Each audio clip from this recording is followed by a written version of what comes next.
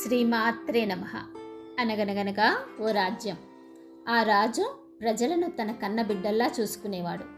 ఓ రోజు ఆ రాజుకు తన రాజ్యంలోని వ్యాపారులు ఎంత నిజాయితీగా వ్యాపారం చేస్తున్నారో తెలుసుకోవాలనిపించింది.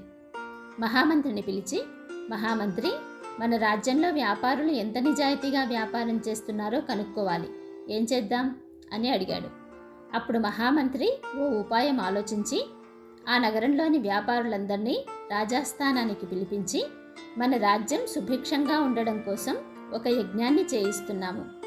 ఆ యజ్ఞానికి మీ వంతుగా కేవలం ఒక చెంబెడు పాలు తీసుకువస్తే చాలు, యజ్ఞానికి ఉపయోగించబడతాయి అని చెప్పాడు.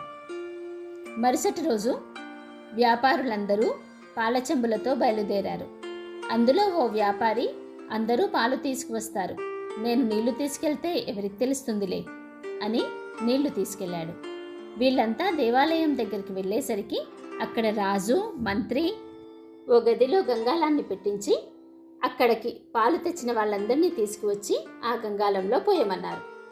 వచ్చిన వాళ్ళంతా ఒక్కొక్కరుగా చాలా దర్జాగా చెంబుల్లోని పాలను గంగాళంలోకి పోశారు. అంతా పోయడం అయిన తర్వాత ఆ గంగాళాన్ని తీసుకొచ్చి బయట పెట్టమని చెప్పారు రాజుగారు. భటులు ఆ గంగాళాన్ని తీసుకొచ్చి బయట పెట్టగానే అందరూ ఆశ్చర్యపోయారు. ఎందుకంటే ఆ గంగాళం మొత్తం నిండా ఉన్నవి నీళ్లే. వ్యాపారులంతా ఎవరికి వారు తాము మాత్రమే నీళ్లు తెస్తున్నామనుకుని ఒక్క చెంబెడు నీళ్లతో తేడా ఏమీ రాదని అనుకుంటూ అందరూ నీళ్లే తెచ్చారు. ఇలా ₹1 దగ్గర నుంచి వేల కోట్ల రూపాయల దాకా అవినీతి.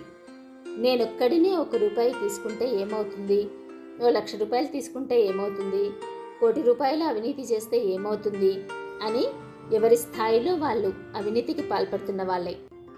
కూరగాయలు, పాలు, పండ్లు, నిత్యావసరాలు, ప్రతి చిన్న వస్తువు కల్తీనే. రాజకీయాల్లో, విద్యాలయాల్లో, హాస్పిటల్స్లో, కోర్టుల్లో ఎక్కడా ఎవరినీ నమ్మలేని పరిస్థితులు. ప్రతి ఒక్కరూ డబ్బు సంపాదించకపోతే ఇంట్లో బయట విలువలేదు. న్యాయంగా పనిచేస్తే పెరుగుతున్న అవసరాలు, ఖర్చులు తట్టుకోలేము. అయినా నేనొక్కడిని న్యాయంగా ఉంటే ఏమవుతుంది అనుకుంటున్నాం. కానీ ఎక్కువ మంది అనుసరిస్తున్నారని తప్పు ఒప్పైపోదు. అసత్యం సత్యం కాదు. ట్రాన్స్పరెన్సీ ఇంటర్నేషనల్ విడుదల చేసిన 2025 కరప్షన్ ఇండెక్స్ నివేదిక ప్రకారం 182 దేశాలలో అవినీతి నిర్మూలనపై అధ్యయనం చేయగా భారతదేశం స్థానం 91.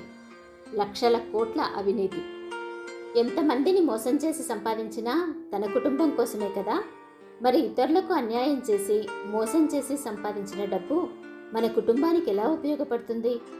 హాస్పిటల్స్కి, కోర్టులకు, అనవసరపు ఖర్చులకు, కొత్త కొత్త పిచ్చి అలవాట్లు నేర్చుకునేందుకు, ఒక్క మాటలో చెప్పాలంటే మన కుటుంబాన్ని ఇబ్బందుల పాలు చేయడానికి. ధర్మో రక్షతి రక్షితః అంటారు కదా. ధర్మము, న్యాయము, నిజాయితీనే మనకు రక్ష. ఉద్యోగాలు, వ్యాపారాలు చేయవలసిందే, డబ్బు సంపాదించవలసిందే. కానీ చేసే పనిలో న్యాయం, సంపాదించే డబ్బులో ధర్మం ఉండి తీరవలసిందే. మనం చేసే మంచి చెడు ప్రపంచమంతా తిరిగి మన ఇంటిలోకి కూడా వస్తాయి కదా. మార్పు ఎప్పుడూ బయట నుంచి రావాలని అనుకుంటాము, కానీ మార్పు మన లోపల నుంచే రావాలి. మనం చేసే పనులతో, మన జీవన విధానంతో మార్పు మొదలవ్వాలి. ఎంత గొప్ప ప్రయాణమైనా మొదలయ్యేది ఒక్క అడుగుతోనే. ఎంత గొప్ప విప్లవమైనా ఒక్కరి ఆలోచనతోనే. దక్షిణాఫ్రికాలో నల్ల జాతీయుడు అని రైలులోంచి బయటికి తోసివేయబడిన వ్యక్తి ఆ క్షణంలో తీసుకున్న నిర్ణయం ఆయన్ని మన దేశానికి జాతిపితను చేసింది.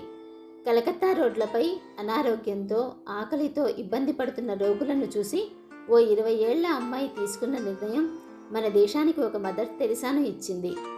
ఒక అబ్దుల్ కలాం, ఒక అంబేద్కర్, ఇలా చెప్పుకుంటూ పోతే ఎందరో మహానుభావులు ఒక్కరిగా ప్రయాణాన్ని మొదలుపెట్టి కొన్ని లక్షల జీవితాలకు ఆధారమయ్యారు, అమరులుగా మిగిలారు. మనం చేసే పనుల్లో, చేయగలిగిన పరిధిలో ఒక చిన్న మార్పుతో, కొంచెం నిజాయితీగా, కొంచెం న్యాయంగా ఉండే ప్రయత్నం చేద్దామా? ఒక చిన్న అడుగు ఆత్మసంతృప్తి వైపు వేద్దామా? జై శ్రీరామ్.